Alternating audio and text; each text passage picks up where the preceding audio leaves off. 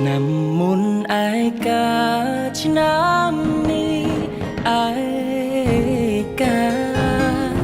បងនឹកជីវ៉ានឹ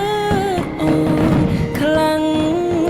ណាស់ចូលមើលកំជ្រួចនឹកដល់អូនពេលនេះយើងជាសង្សារចឹងតែមិនអាចផ្លាងចិត្តនៅកិនដល់ស្រី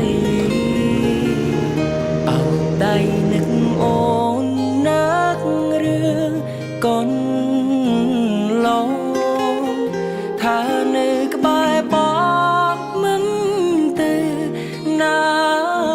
ឡើយពេលនេះគ្មានអូនក្បែរដូចមុនចោលបងអូនមានអ្នកថ្មីហើយបងឈឺឥតស្បើយទ្រាំមិនប្រាប់អ្នកណាឆ្នាំមុនឯកាឆ្នាំនេះឯកាទ្រូងនាងឈឺផ្សាមិនដឹងពេលណាបាត់ឈឺយប់នេះខូចចិត្តខ្លាចជាជំងឺអូនដឹងអូនលើបងឈឺចាំទេ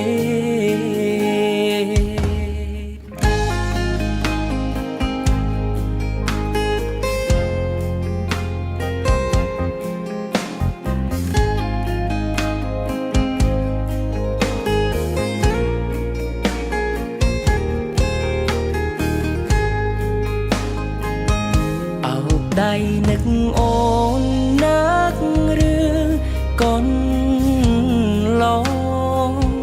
ថានៅក្បែរបងមិនទៅណាឡើយពេលនេះគ្មានអូនក្បែរដូចមុនចោលបងអូនមានអ្នកថ្មី